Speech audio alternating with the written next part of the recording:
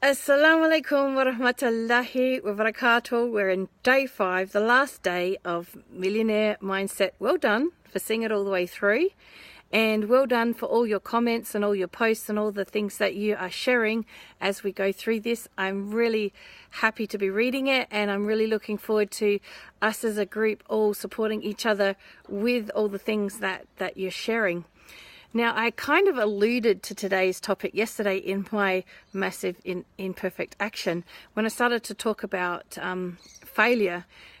I thought that I had notes on it. It was actually today's session. So we're going to go into that in more detail. It's about the fact that there's no such thing as a failure, that it's all about lessons and it's all about getting results. So really, when we have a failure, it's actually giving us information, it's giving us statistics, it's telling us what's not working. So there's all sorts of ways we gauge that, and obviously one of the key ones is the money and whether we made any or not.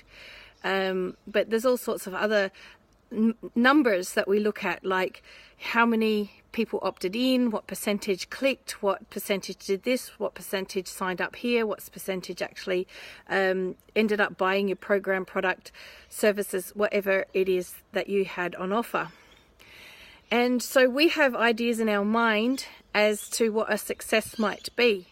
And, so for instance, for the Me First Summit, I had a particular figure on how many women I wanted to reach. And so I thought it was a success because it went across that number and exceeded that number, alhamdulillah. Now, I could have picked a completely different number that was much higher, and then I could have looked at that and gone, oh, it was a failure. And it wouldn't have been. What it would have been is that that I didn't get the numbers that I thought I was looking for, and looking then why I didn't get the numbers.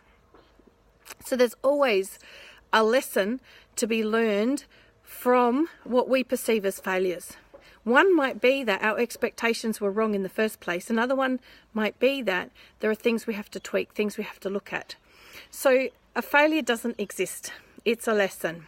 It's data. It's market research. And I'm going to tell you a little bit more about my very extensive market research. I've already sort of alluded to it before.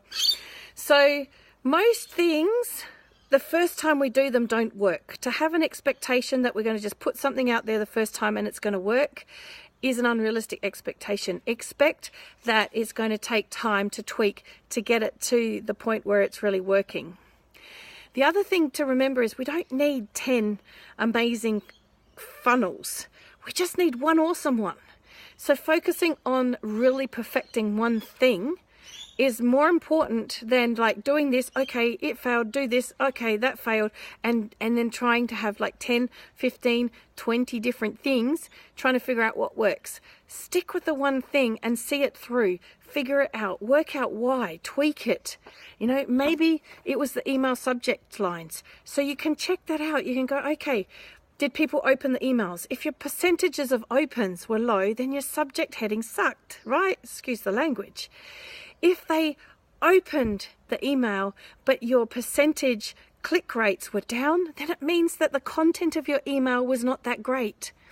If they all, had good results with the opens and the clicks, but they didn't actually opt in, it meant that your lead page really didn't work. So there are ways of working out why things didn't work, and it is a numbers game. It's a numbers game, and you gradually build your numbers up.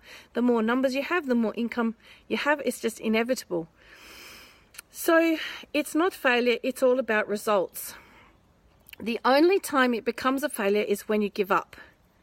If you give up, then yes, it's a failure. You failed because you didn't see it through. You didn't take the lessons and you didn't strive to correct things in order to succeed.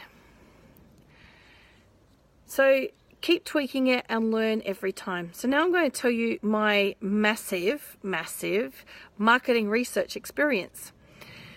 So my marketing research experience was, there was a lot of things going on, was massive numbers of intro sessions. I had coaches.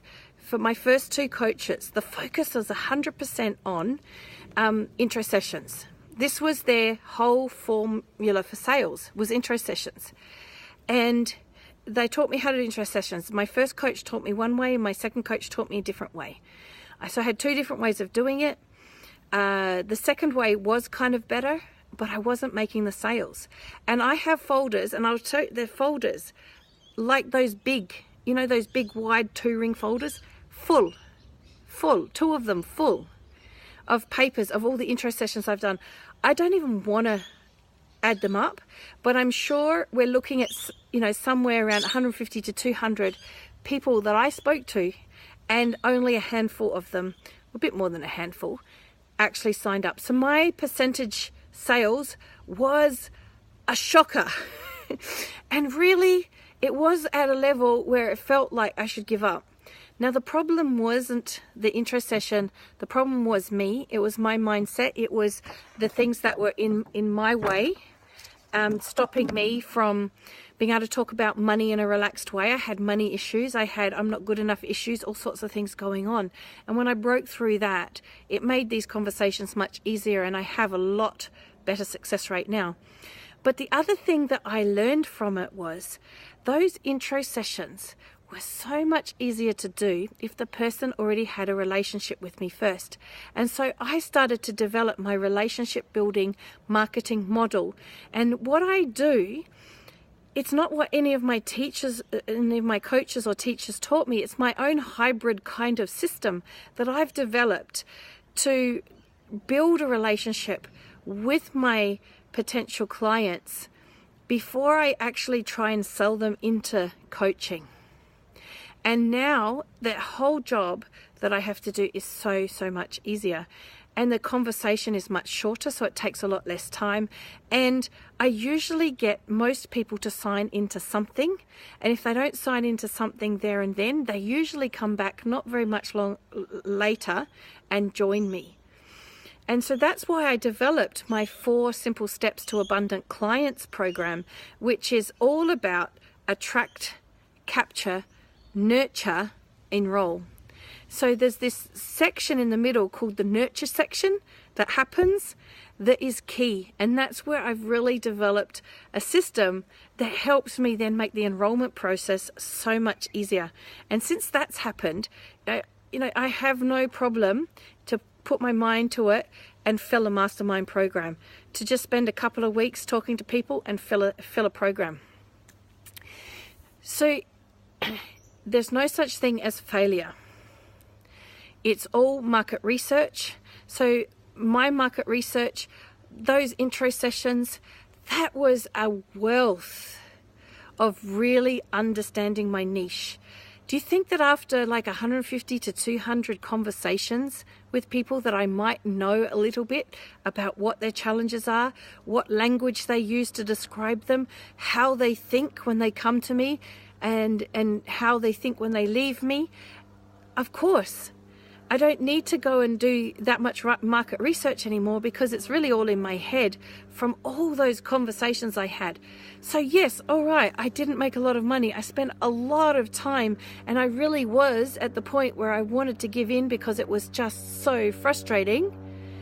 But look now at the wealth of knowledge I have about my client base that I'm now using to do this attract. So I know how to attract them easily, capture them easily, and I now even nurture them very easily to enroll them very easily. So that's why it's the 4 simple steps to abundant clients.